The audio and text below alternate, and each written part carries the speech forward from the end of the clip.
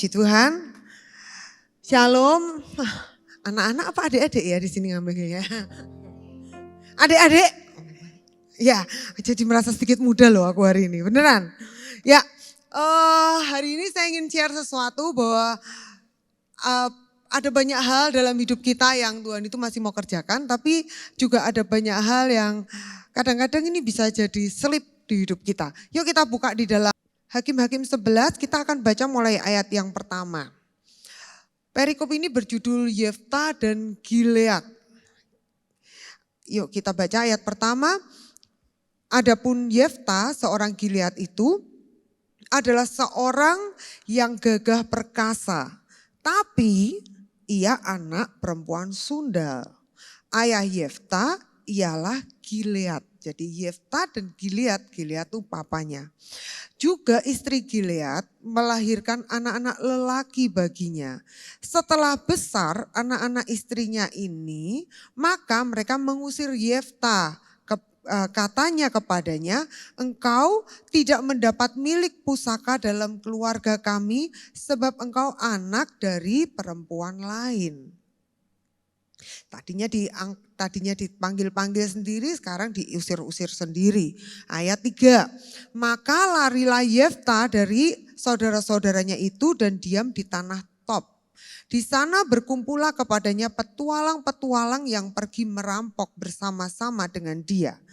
Beberapa waktu kemudian Bani Amon berperang melawan orang Israel. Dan ketika Bani Amon itu berperang melawan orang Israel, pergilah para tua-tua Gilead menjemput Yefta dari tanah Top. Kata mereka kepada Yefta, mari jadilah panglima kami dan biarlah kami berperang melawan Bani Amon. Tetapi kata Yefta kepada tua-tua Gilead, bukankah kamu sendiri membenci aku dan mengusir aku dari keluargaku? Mengapa kamu datang sekarang kepadaku pada waktu kamu terdesak? Kemudian berkatalah para tua-tua Gilead kepada Yefta, memang kami datang kembali kepadamu. Ikutlah kami dan berperanglah melawan Bani Amon. Maka engkau akan menjadi kepala atas kami dan atas seluruh penduduk Gilead. Kata Yefta kepada tua-tua Gilead, jika kamu membawa aku kembali untuk berperang melawan Bani Amon dan Tuhan menyerahkan mereka kepadaku, maka akulah yang akan menjadi kepala atas kamu. Dia memastikan itu. Lalu kata tua-tua Gilead kepada Yefta, demi Tuhan yang mendengarkannya sebagai saksi di antara kita, kami akan berbuat seperti katamu itu. Kata Yefta, maka Yefta ikut dengan para tua-tua Gilead, lalu bangsa itu mengangkat dia menjadi kepala dan panglima mereka, tetapi Yefta membawa seluruh perkaranya ke hadapan Tuhan di Mispa. Amin. Nah, buat yang belum tahu cerita ini, Gilead itu satu kali seorang pria yang namanya Gilead ini selain punya istri, dia menghampiri perempuan sundal dan dia punya anak dan dia harus bertanggung jawab. Makanya ya anak-anak, kalau kamu punya pacar, kamu menghamilinya, toh kan, kayak gini nih. Ini konflik-konflik toh nggak? Kalau orang-orang nggak bertanggung jawab gitu ya. Nah, dia punya anak namanya Yefta. Nah, Yefta itu dikatakan dia adalah man of valor atau orang yang gagah perkasa, orang yang berani. Tapi, gitu kan? Tapi predikat anak PSK, predikat anak PK itu enggak pernah hilang dari dia. Yefta yang mana toh? Kue lo anaknya, nah gitu. Selalu itu ada, itu anaknya siapa itu selalu ada. Selalu ada. Kalau saya ingat kenapa kalau waktu saya kecil gitu ya. Kenapa seseorang tuh dikasih nama panggilan? Seringkali kasih nama panggilan namanya orang tuanya gitu. Bukan namanya dia, namanya justru nama orang tuanya yang dipanggilkan ke dia. Nanti orang tuanya malah dipanggil pakai nama anaknya. Pernah tahu yang kayak gitu? Pernah kalau waden-wadenan gitu ya, manggil pakai nama orang tuanya gitu loh. Enggak pakai namanya dia gitu. Nah giliran permisi om. Mau dolan ke rumahnya AL, permisi om Lukas ada, loh saya Lukas gitu kan ya, kurang lebih gitu, keliru, maksud saya AL gitu kan ya, tanggesin kan gitu. Nah Itu kan sama kayak gitu. Nah, karena itu predikat yang melekat, karena itu dia orang tuanya. Bisa bayangin enggak kalau itu Yefta gitu. Terus dipanggilnya tuh apa? Dal, namaku Yefta. Dal. Gitu kan, kurang lebih kayak gitu. Itu melekat, itu background yang melekat yang enggak bisa dihilangi. Nah, kita semua punya background yang kita tuh udah bisa hilangin itu. Kita tidak ada di dunia ini karena kita punya keputusan, betul ya? Kita enggak ada datang karena itu adalah sebuah keinginan, pilihan. Kita enggak datang karena itu. Tapi tiba-tiba kita ada aja. Dan itu masa lalu kita tuh macam-macam. Saya enggak berasal dari, kalau hari ini kalian lihat saya tuh kayaknya, weh Cik Tanti gitu loh, anaknya Bu Esther gitu. Mama saya mengandung saya pada waktu mama saya belum menikah. Jadi saya anak yang dikandung di luar pernikahan. Mama saya enggak lahir jadi pendeta, percayalah. Dia enggak lahir langsung ditahbiskan jadi pendeta. Mama saya juga sama kayak kalian.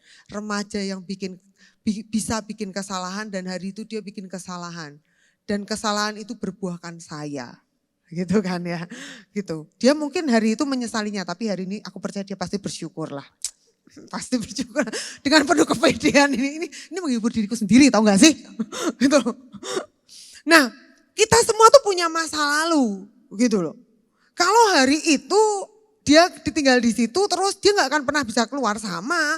Kalau saya juga punya masa lalu. Saya juga punya cerita-cerita yang kelam dalam hidup saya. Saya juga punya cerita-cerita kegagalan di hidup saya. Dan saya berkata bahwa puji Tuhannya ternyata Tuhan tuh kalau mau pakai orang tuh Tuhan enggak lihat masa lalu. Gitu. Jadi Tuhan pilih Yefta bukan karena Gilead. Tuhan pilih Yefta bukan karena mamanya yang perempuan sundal yang gak tahu namanya siapa.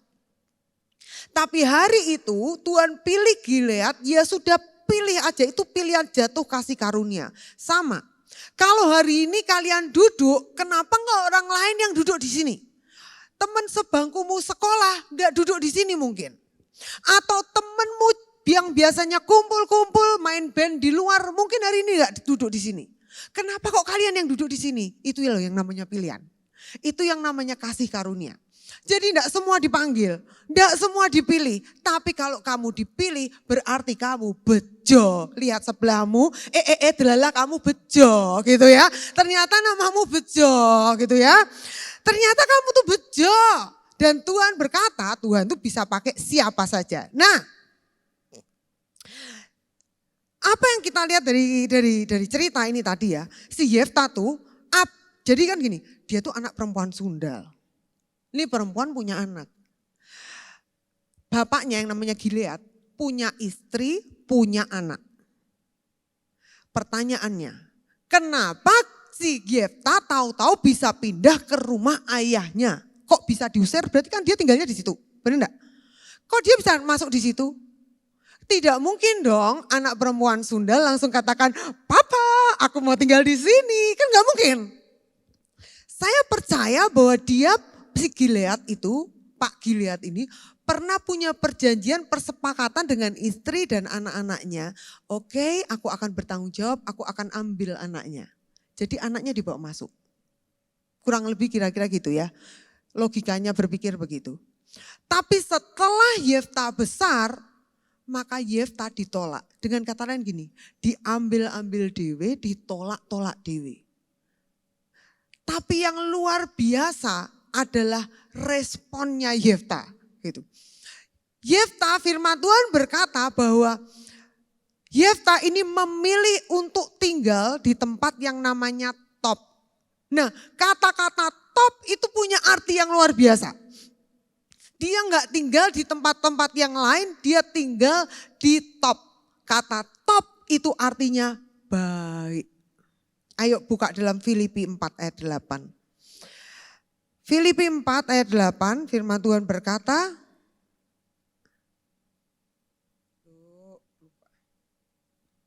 ini aja deh, aku enggak buka Alkitabku. Kita baca sama-sama ya, 1, 2, 3. Jadi akhirnya saudara-saudara, semua yang benar, semua yang mulia, semua yang adil, semua yang suci, semua yang manis, semua yang sedap didengar, semua yang disebut kebajikan dan patut dipuji, ayat 9. Pikirkanlah semuanya itu, ayat 8 stop. Saudara, itu loh top.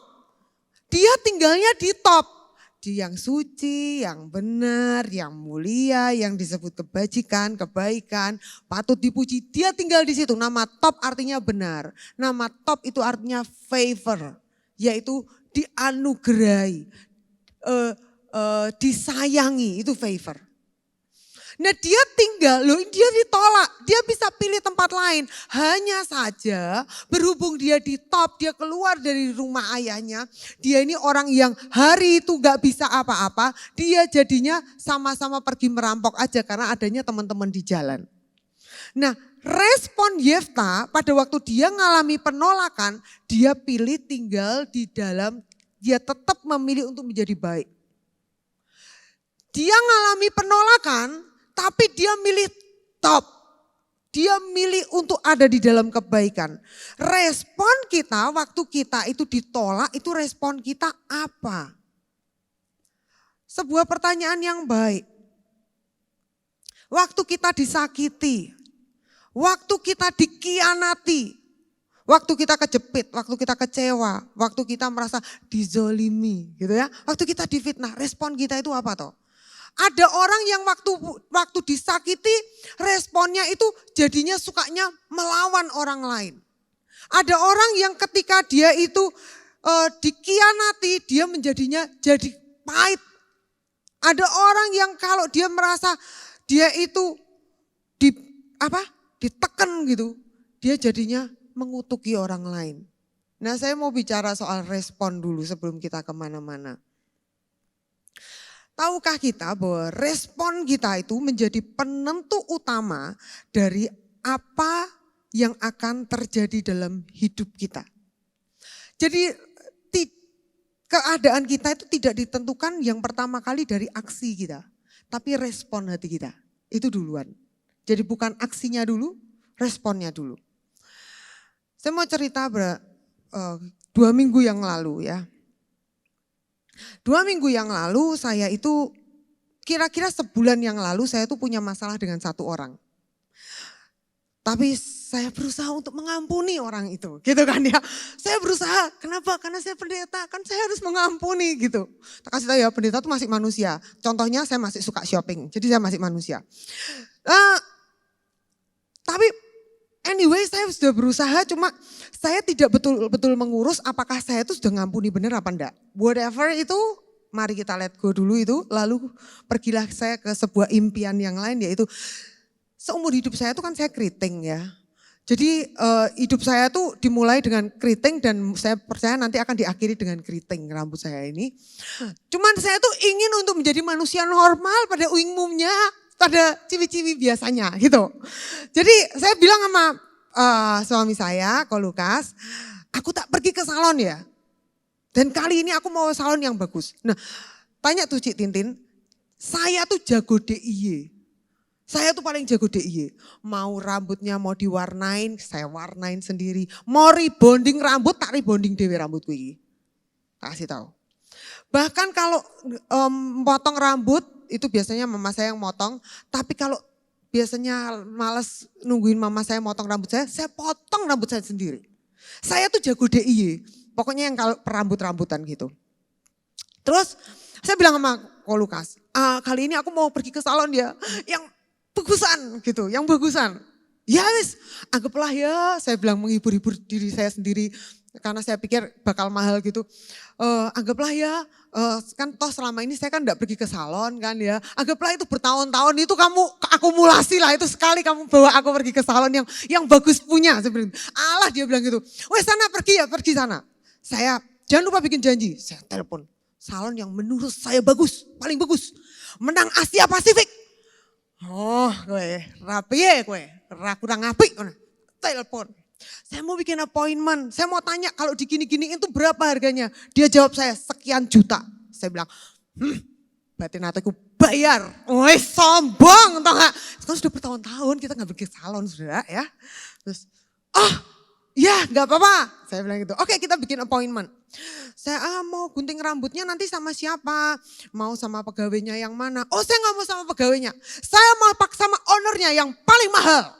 Gue kurang apa gue kali ini. Saya pikir gitu. Aku mulai nanti Korea Pol. Saya pikir gitu. Bayanganku tuh aku membayangkan Korea pokoknya.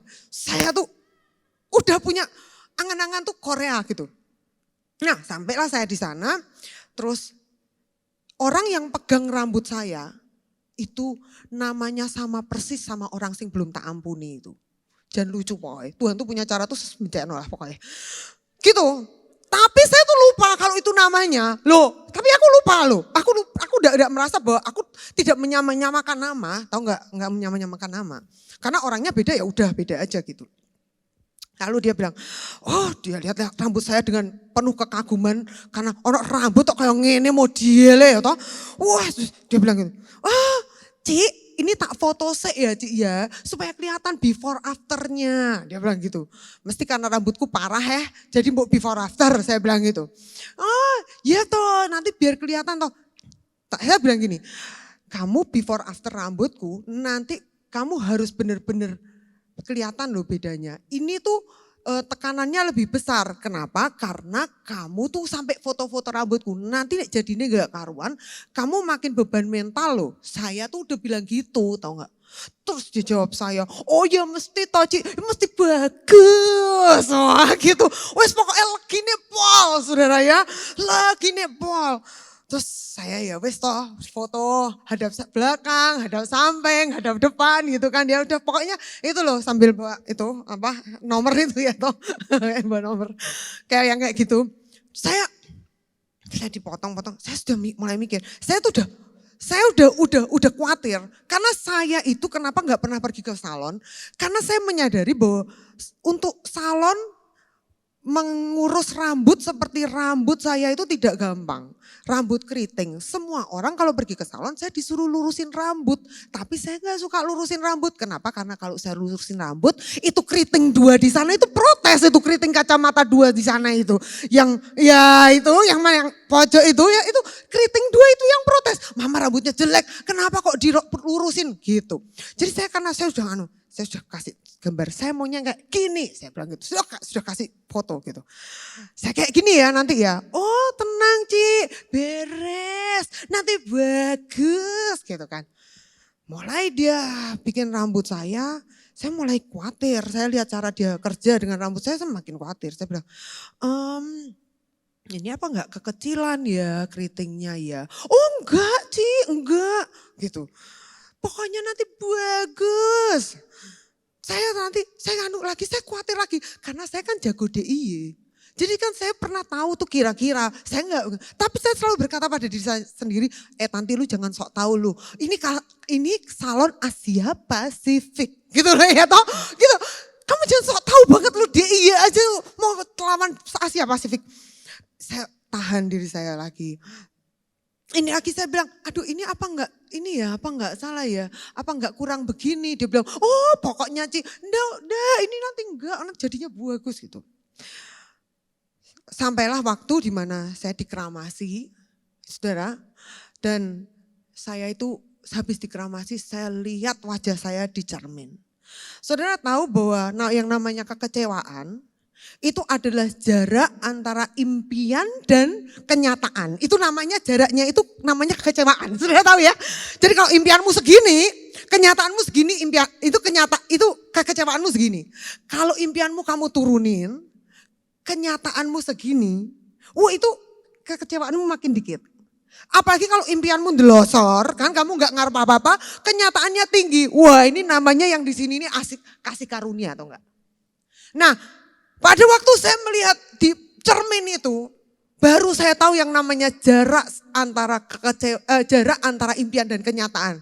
Jarak antara impian dan kenyataan saya atau kekecewaan saya berjarak antara Korea sampai ke Nigeria. Rupaku keribuk kayak orang ke Nigeria, rambut cuy aku kaget, loh saya bilang gitu. Loh, saya speechless. Saya sudah tidak bisa berbuat apa-apa. Oh itu benar-benar, sudah tahu, guys tau, carilah jarak itu di Google. Jarak Seoul ke Nigeria. Lah itu loh jaraknya, kekecewaanku sejauh itu.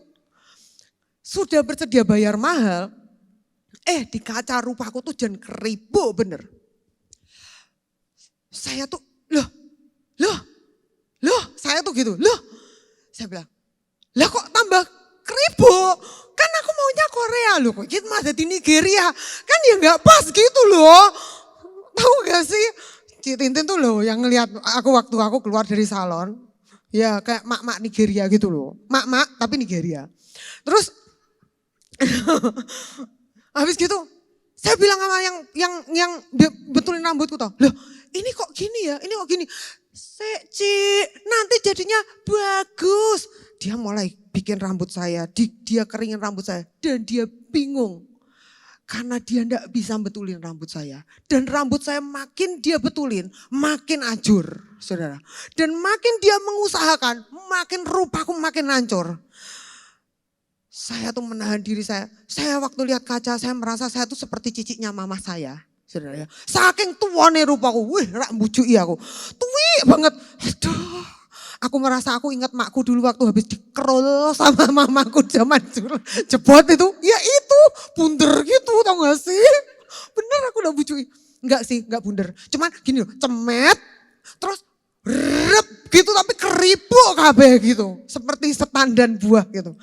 Nah terus yang punya ownernya dari salonnya itu ngeliat rambutku dan dia semakin bingung. Dia bilang gini, loh Cik ini rambutnya memang mintanya ya Cik ya. Untuk dikeriting tapi seperti aslinya. Saya bilang gini, lah rambut saya ini kan ya udah keriting toh dari sananya.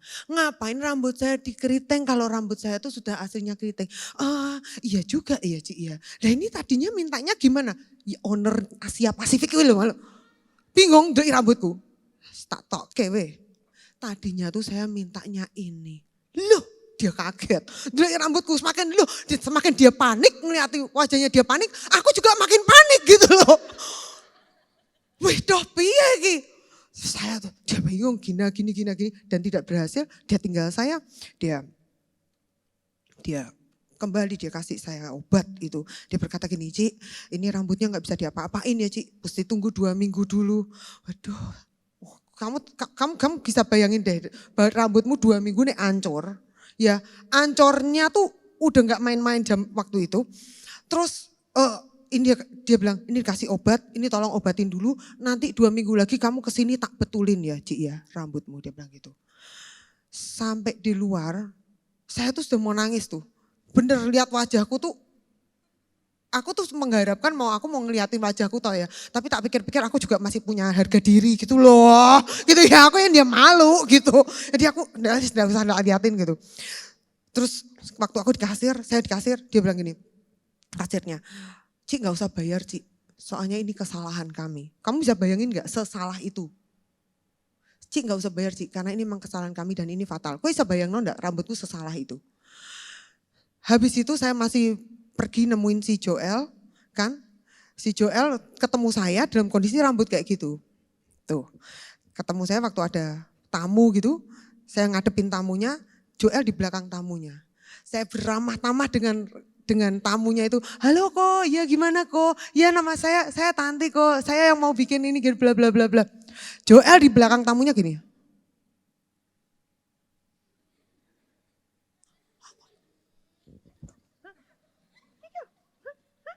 Gitu, mendelik. Lah aku kan mau jawab Joel lebih ya. Aku iya kok. Pokoknya saya masih beramah-ramah gitu. Sampai saya bikin status yang membuat Kolukas itu juga sebelen sama status saya. Status saya itu tidak untuk menyindir orang lain, untuk menghibur diri saya sendiri. Saya membuat status, kunci kedamaian adalah tidak melihat kaca.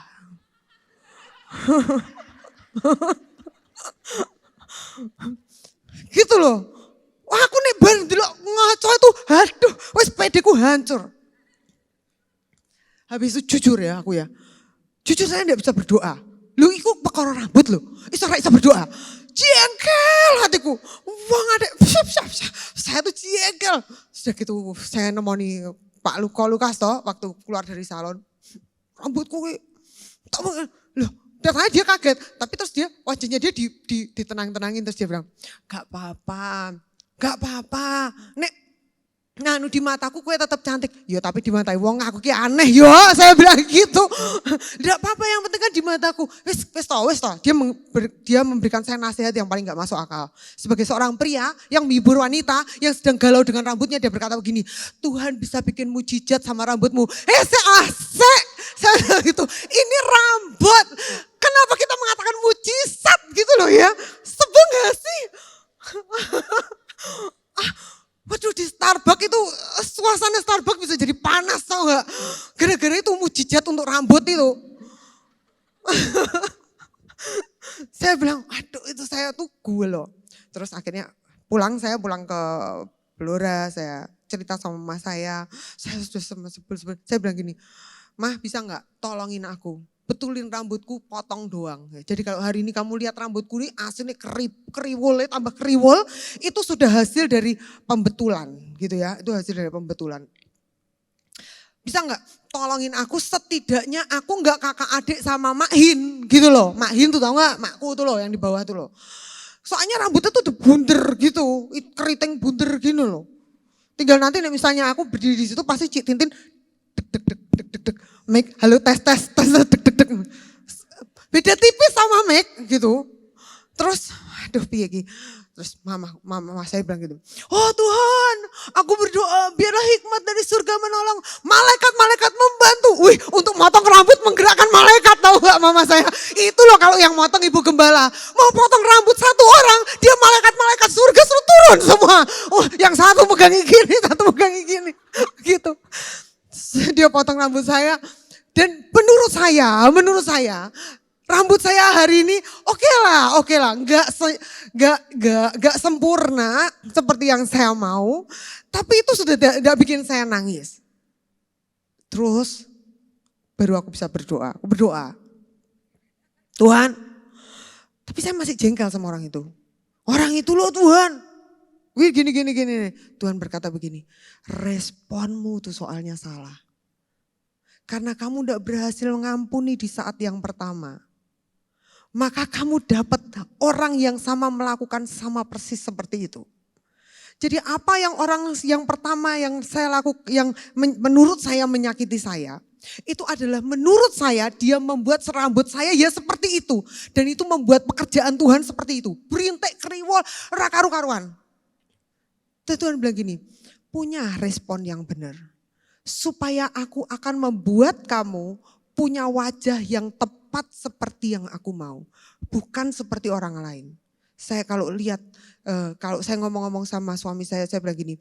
Ndiono ono wong lunga salon Asia Pasifik. Main jaluk rambutnya dikribo nek ora mek aku. Saya bilang gitu. Ya enggak? Karena ada orang minta rambutnya dikribo kriwul gitu. Tapi Tuhan bisa memakai sebuah kecelakaan itu untuk membetulkan respon hatiku ini loh. Respon hatiku yang marah sama orang yang namanya sama. Yang memperlakukan hidup saya juga dengan cara yang sama. Cuma yang diperlakukan yang satunya hidup saya, yang satunya rambut saya gitu. Sama-sama dua-duanya nempel di hidup saya. Tapi responku salah. Waktu kamu disakiti itu responmu apa? Apakah responmu sama respon saya waktu dikasih tahu bahwa Tuhan bisa membuat mujizat. Tiba-tiba responnya tuh bisa meledak jengkel gitu loh sama orang yang ngasih tahu mujizat. Kamu gak tahu apa yang orang lain tuh lakukan sama saya. Kamu gak tahu mamaku kayak apa sih. Kamu gak tahu temanku kayak apa. Kamu gak tahu sih dikhianati itu kayak apa. Kamu gak tahu sih diomongin tuh kayak apa. Respon kita apa? Yefta pilih ketika dia digituin. Dia pilih tinggal di top. Wah, iso yo. Ternyata itu yang membuat Yefta suatu hari punya chance, punya kesempatan dia jadi pemimpin. Bergantung dari responmu. Apakah engkau punya respon yang benar terhadap rasa tertolak? Semua orang tuh pernah merasa tertolak. Tidak perlu untuk jadi jelek dulu untuk merasa tertolak. Tidak perlu untuk menjadi merasa miskin dulu untuk merasa tertolak. Hei, semua orang tuh pernah merasa tertolak. Even orang terkaya juga pernah merasa tertolak. Makanya dia pamer-pamerin kekayaannya. Supaya apa? Supaya dia tidak tertolak. Karena apa? Karena dia takut ditolak. Semua orang tuh punya rasa pernah ditolak. Nah, pertanyaannya respon kita apa waktu ditolak? Pertanyaannya respon kita tuh apa waktu kita disakiti orang? Kita disalahi orang, respon kita itu apa? Loh, respon saya tipe orang yang meledak, Cik Tintin gak meledak. Saya tuh tipe orang yang meledak-ledak gitu loh. Kompor meleduk kata suami saya. Kompor meleduk. Jadi saya tuh punya respon tuh yang saya mungkin daripada kayak Cik Tintin saya mungkin lebih ada miripnya, saya nggak tahu, tapi mungkin lebih mirip kayak Cik Linda sedikit gitu. Kalau marah itu, kalau kita tidak bertobat itu yang namanya bogem itu kan ringan ya, kita bisa pakai itu ya kan gitu. Bisa apa aja itu bisa langsung duar gitu. Nah tapi dengan berjalannya waktu, kita ngadepi segala sesuatu tuh respon kita apa? Itu tidak otomatis terjadi waktu kamu didoain berubah. Respon itu perlu latihan. Respon yang benar itu perlu latihan. Sebab yang namanya firman, firman itu di sini, ini hafalan. Yang namanya firman dan yang namanya melakukan kenyataan itu yang di sebelah kanan, itu perlu di dalam otak kita itu harus ada yang namanya sambungan. Otak kiri dan otak kanan kita itu tidak nyambung. Itu perlu disambungkan. Caranya gimana kita nyambungkan? Caranya makanya firman Tuhan bilang gini, renungkan firman itu, bertindak hati-hati sesuai yang tertulis di dalamnya, itu untuk nyambung. Jadi ingatanmu, kamu ngerti firman, itu tidak menentukan sikapmu nanti seperti apa. Itu perlu dilatih. Contoh. Hari ini kita ngadepin sesuatu salah. Mungkin kalau cara saya dor. Ada orang yang caranya langsung sembunyi. Ada orang yang caranya lagi langsung menutup diri. Ada orang yang caranya lagi langsung merasa down gitu. Apa deh pokoknya respon kita. Nah kita perlu melatih diri kita dengan berkata begini. Loh, kok hari ini responku salah ya? Ingat-ingat ya, besok lagi kalau ada respon begitu. Respon begitu. Itu perlu dilatih. Besok lagi, itu sebabnya kita perlu punya teman-teman yang seiman, teman-teman yang setara sama kita untuk ngingetin. Hei, kemarin kamu sudah marah loh, udah meledak loh, jangan meledak lagi. Itu ngingetin, itu membantu memasang jembatan. Respon itu perlu dilatih, berulang. Pilihlah untuk tinggal di top, pilihlah untuk punya respon yang baik. Kunci kesuksesan Yefta adalah karena dia selalu membawa perkaranya kepada Tuhan. Itu kunci kesuksesannya. Saya lihat teman-teman di sini, saya lihat anak-anak remaja di sini, tidak peduli kalian dari latar belakangnya apa, tidak peduli masa lalu kalian apa, Tuhan memanggil kalian dan Tuhan tuh saya lihat Tuhan tuh memberikan kepada kalian tuh keajaiban. Karena kalian itu selalu yang namanya membawa perkara itu kepada Tuhan.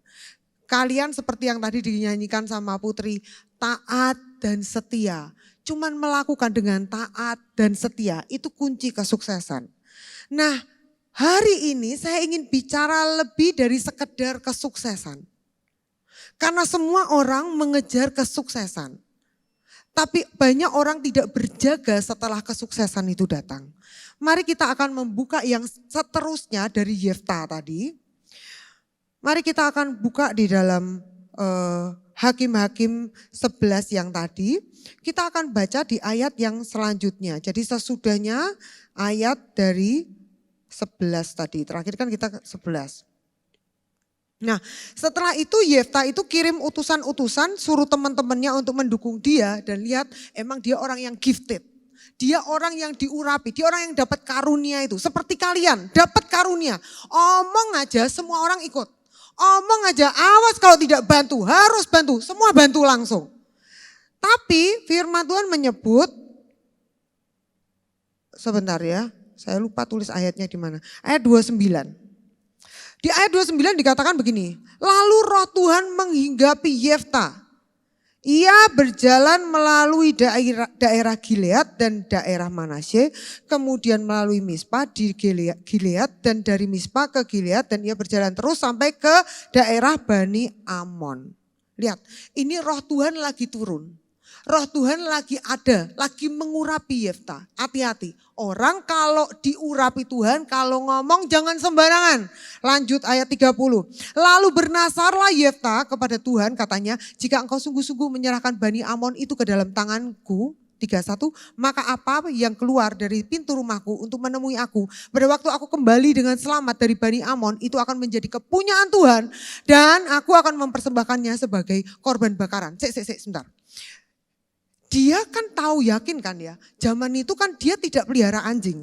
Kalau saya pulang rumah, yang pertama kali keluar dari pintu dan menyambut saya adalah Migo, anjing. Tapi kalau itu aja tuh, saya nggak pernah punya pikiran loh untuk mempersembahkan Migo sebagai korban bakaran gitu. Atau mempersembahkan Migo sebagai korban, jadi saya jual, uangnya kita pakai untuk KKR. Hah? Over my dead body. Kayaknya gitu banget, tau gak sih? Lewati dulu mayatku gitu, kayak sampai kayak gitu. Itu baru Migo. Loh ini loh. Dia kan tahu kan, gak mungkin yang menyambut dia keluar dari rumah, dia gak punya anjing. Adalah sapi, gak mungkin. Sapi gak gitu. Kambing gak gitu. Kira-kira siapa yang dia pikir? Budaknya. Karena zaman itu, kalau orang mau masuk, terus siapa yang keluar? Budaknya ngapain? Cuci kaki. Ya toh? Kalau orang mau masuk rumah. Jadi kira-kira orang yang nyuci kaki ini udah jadi targetnya Yefta. Oh, kira-kira iki lho simbake iki. Sing mbawon sekno nek nyuci kaki mesti nyiprati lambe-lambeku iki. Nah, ini. Ya toh? Nganggo banyu sikil. Iki kira-kira ini. Dia mentargetkan orang lain. Dan dia salah target. Yang pertama pelajarannya adalah, kalau Tuhan sedang mengurapi, jaga mulut. Jangan ngomong aneh-aneh. Sebab apa yang engkau sedang katakan itu akan ditangkap sungguh-sungguh. Dan engkau harus mengerjakannya. Hal yang kedua, saya melihat Yefta sebagai orang yang dia percaya kepada Tuhan, tapi dia tidak kenal. Dia percaya sama Tuhan, tapi dia tidak kenal. Sukses. Dia percaya. Berhasil. Menang perang, menang. Tapi dia gak kenal. Lu aneh yo, bisa lu. Seringkali kita percaya sama Tuhan, tapi kita tidak kenal Tuhan. Dia pikir, Yefta itu kan gini, masa lalunya Yefta, dulu dia ditolak. Apa yang membuat Yefta ini diterima kembali ke kaumnya? Karena Yefta punya sesuatu untuk dijadikan nilai tawar. Buat dia diterima kembali. Apa itu? Kebisaannya untuk ngomong. Kesanggupannya berperang. Kegagahannya. Dia pikir karena dia gagah, karena dia bisa, karena dia punya sesuatu untuk ditawarkan, dia jadikan itu sebagai pembayar sehingga mereka menerima Yefta. Dan Yefta pikir Tuhan kayak gitu. Sehingga untuk kemenangannya Yefta berkata, siapapun yang keluar akan tak jadikan harga bayar. Dia pikir dia bisa menyuap Tuhan dengan sesuatu yang dia persembahkan. Tak kasih tahu, kita tuh gak akan pernah bisa nyuap Tuhan loh. Tenan, kita tuh yang kita kasih itu udah ada artinya. Mau mbok kasih no semua hidupmu, lah hidupmu dari Tuhan. Mau kasih no uangmu, uangmu ya dari Tuhan. Ada seorang anak muda berkata sama saya begini, Ci, aku enggak tahu apa yang harus aku terima kasih sama Tuhan. Karena aku merasa semua di dalam hidupku ini normal. Maksudnya gimana ya? Ya aku sampai enggak tahu tuh Tuhan tuh baik sama aku sebelah mana. Kalau dibilang terima kasih aku masih bisa bernafas, tuh semua orang yang lain juga bisa nafas. Kalau dibilang terima kasih Tuhan karena aku hari ini bisa makan, aku bisa beli-beli, aku bisa punya uang. Ya jelas lah Ci, wong aku ini kerja dan aku ini kerja mati-matian. Sehingga aku enggak tahu Tuhan itu baiknya sebelah mana. Tak kasih tahu. Orang model kayak gini soalnya belum pernah kehabisan napas. Belum pernah napasnya bayar. Belum pernah melihat orang yang dikasih napas senggol-senggol, terus dia yang senggol-senggol, kita yang bayar, dia yang sesekan, kita juga ikut sesekan. Gitu kan ya dulu ya waktu sesek gitu kan kamu yang kamu rasain ya gitu kan ya kurang lebih ya. Jadi kamu tahu rasanya berterima kasih untuk nafas itu. Nah Yefta pikir Tuhan itu sampai Tuhan yang ini loh berdagang. Berdagang sama Tuhan. Kalau Tuhan, kalau aku punya ini, kita bisa tuh barter. Tuhan, aku rindu pakailah aku Tuhan untuk kemuliaan-Mu Tuhan. Berikan kemuliaan-Mu kepadaku gitu kan ya, kalau bisa kan gitu. Karena aku rela memberi hidupku, Tuhan berikan sekarang ini kepadaku ini. Penuhi dengan kemuliaan-Mu. Gini loh, gini. Kalau kita dipenuhi oleh kemuliaan Tuhan, itu bukan karena kita. Bukan karena juga kita persembahkan hidup. Tenang. Kita tuh enggak ada yang cukup bagus. Sesempurna-sempurna kita enggak pernah cukup bagus. Saya pernah ngalami yang namanya jatuh ndelosor. Enggak cuman jatuh, ndelosor. Enggak punya harga diri. Enggak punya apapun. Dari sejak saat itu, saya tahu persis. Saya tidak pernah punya nilai tawar. Kalau saya bisa berdiri di sini, bukan karena saya punya nilai tawar. Itu karena Tuhan. Yefta tidak cukup kenal betapa Tuhan itu baik. Saya mau katakan, yuk waktu Tuhan pakai kita, kenali juga siapa Tuhan itu. Kenali, sehingga kamu gak salah tangkap kalau Tuhan lakukan ini, itu. Kita tuh suka salah tangkap gitu loh. Kita tuh suka salah maksud, salah sangka dengan Tuhan. Kita pikir Tuhan kok Tuhan tuh udah baik. Ada seorang datang kepada saya, dia berkata begini, aku mau membuang semua hidupku yang lama, aku mau datang sama Tuhan, sekarang aku mau sungguh-sungguh sama Tuhan. Lalu ketika dia mulai sungguh-sungguh sama Tuhan, yang terjadi adalah orang ini kerja di luar kota, maka pekerjaannya di luar kota itu tertutup 100%. Tidak bisa apa-apain, tidak bisa gerak sama sekali, dia sama sekali tertutup 100%. Lalu ketika dia tertutup 100%, yang terjadi orang ini pulang ke Blora. Ketemu sama saya, pulang ke Blora.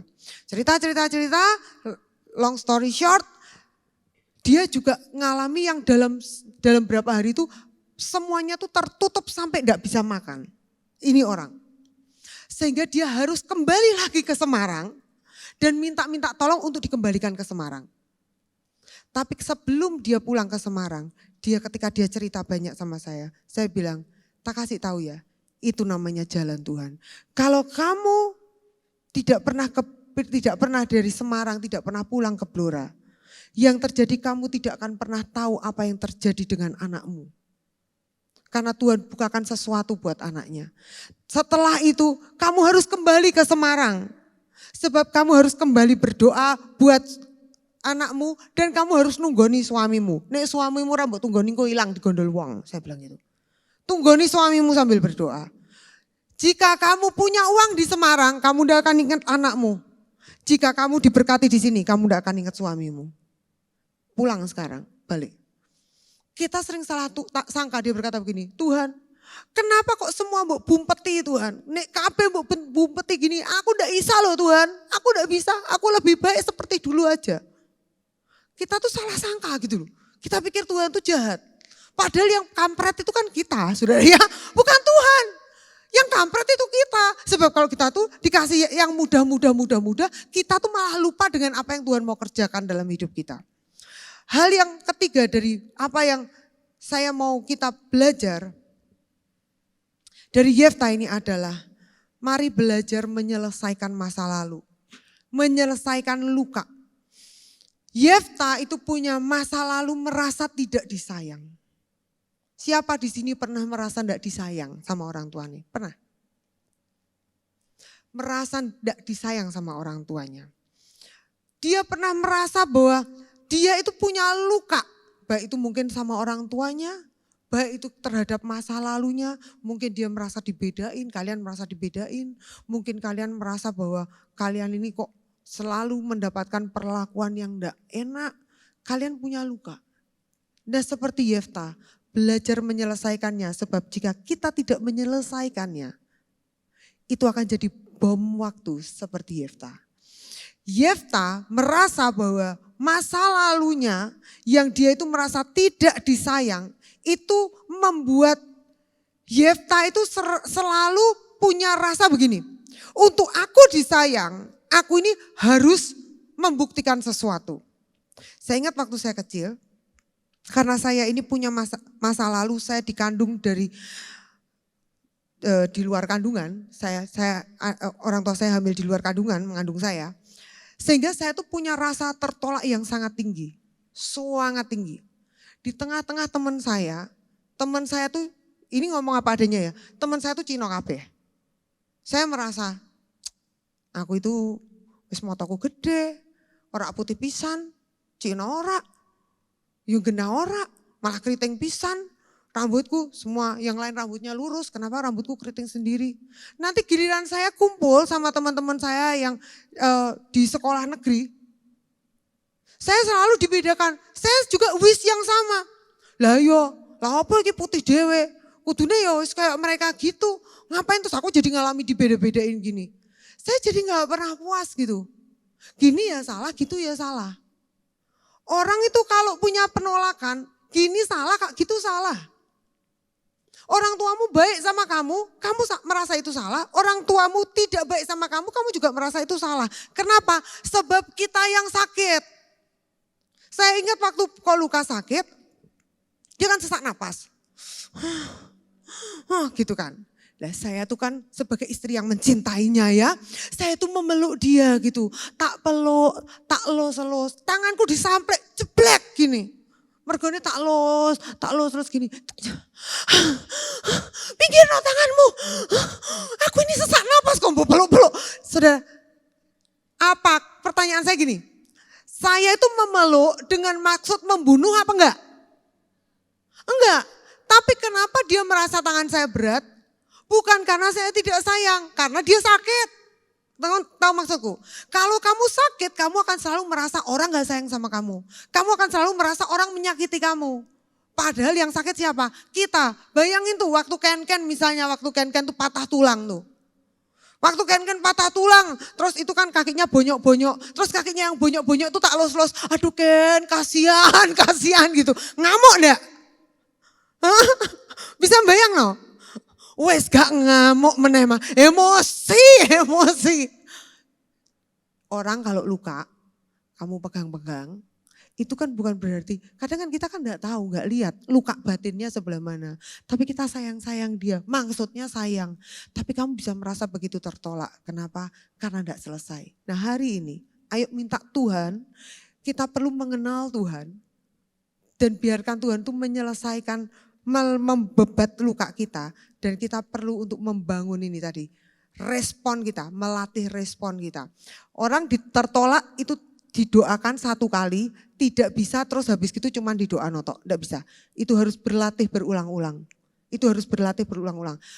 Kesembuhan mujizat didoano selesai. Setan mbok usir selesai. Tapi yang namanya penolakan enggak gitu loh cara kerjanya. Enggak sekali mbok doano selesai enggak bisa loh. Makanya anak remaja suka fail di situ. Karena kita pikir semua kita doain lawatan selesai. Tidak bisa. Pakai latihan berulang-ulang tiap hari. Ada waktu di mana tiba-tiba kamu merasa tertolak. Ini loh, connect nih loh otakmu kanan sama kiri. Jangan kamu biarin lari ke sana sama lari ke sini ya toh. Kamu mesti connectin itu. Tanti, Tuhan bilang kamu berharga.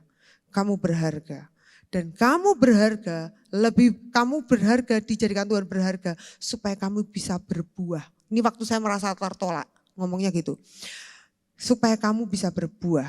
Sekarang, tidak penting harganya berapa, bisa enggak kamu menghargai orang lain dulu? Waktu kamu merasa tertolak, bisa enggak kamu merasa berkata kepada dirimu Tuhan menerima kamu dan kamu menerima orang. Kamu akan tahu kadang-kadang rasa tertolakmu itu kadang-kadang cuma tularan dari baunya sebelah. Seringkali orang sebelahmu merasa tertolak, merasa kesepian, merasa sendirian, duduk sebelahmu. Tiba-tiba kamu merasa kesepian, merasa ini. Loh, itu bukan ambune kelekmu, itu ambune kelek sebelah. Tahu enggak maksudku? Tahu? Nah caranya gimana? Nah caranya begini, kalau kamu sudah tahu kayak gitu, kadang kita kan tidak sadar. Kan kita gini, aku ini tertolak. Ambek kamu mencium-cium kalekmu sendiri, aku ini tertolak loh, aku ini sendirian, aku tidak punya teman. Hei, kalau kamu merasa kamu nggak punya teman, jadilah teman buat orang lain. Kalau kamu merasa sendirian, temanilah orang lain. Kalau kamu merasa ditolak, terimalah orang lain. Gitu latihannya. Jadi jangan bingung gini terus. Aduh ya loh, aku ini ditolak loh, aku ini sendirian loh. Tapi be friend to others.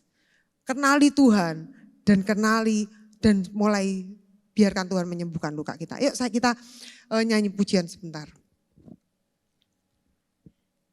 Mari kita akan bangkit berdiri. Lewat sini aja lah, udah biar kecepatan, lebih cepat. Wow, ini kostumnya ya, pakai sandal oranye. Mari kita bangkit berdiri. Tidak mengatakannya itu gatal kan. Melihat itu loh, kostum tadi itu loh. Iya. D aja ya. Salah. F aja. Dan ku ingin mengenalmu Tuhan lebih dalam dari semua yang ku kenal.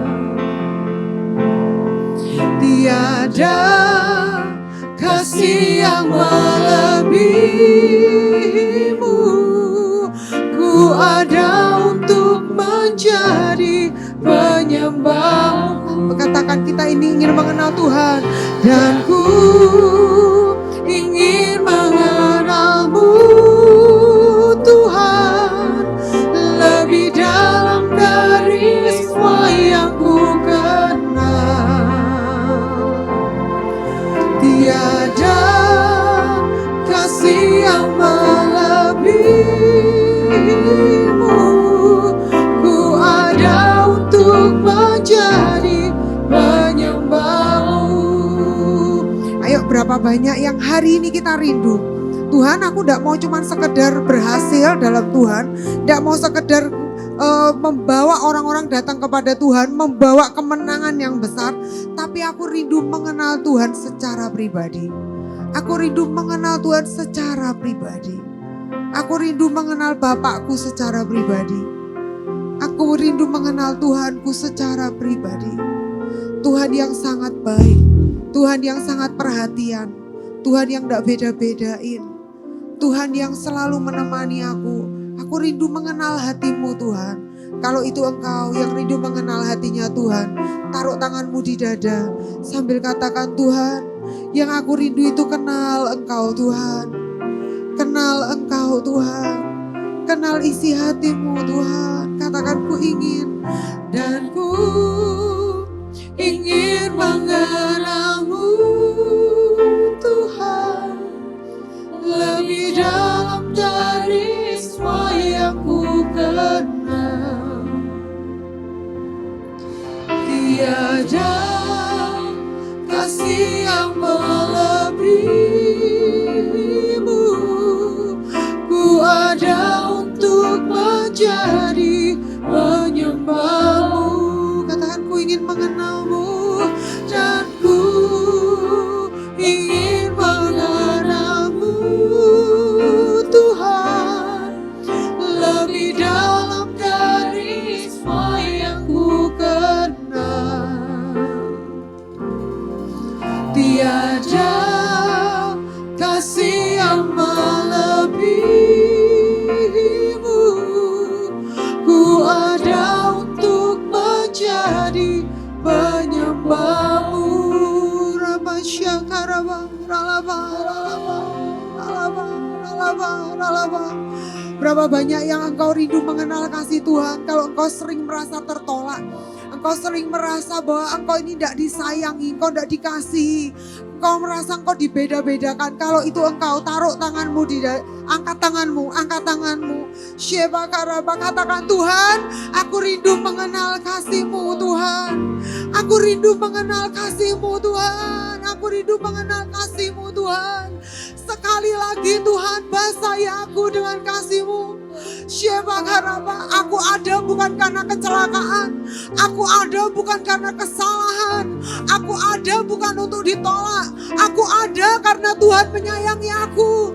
Aku ada karena Tuhan punya rencana atas hidupku. Sekarang Tuhan, aku minta kasih-Mu lawat sekali lagi. Ayo katakan, Tuhan, lawat aku sekali lagi Tuhan. Lawat aku sekali lagi Tuhan. Oh Tuhan Yesus, dan ku ingin mengenal. Kami rindu mengenal kasih-Mu Tuhan. Lebih dalam dari semua yang ku kenal.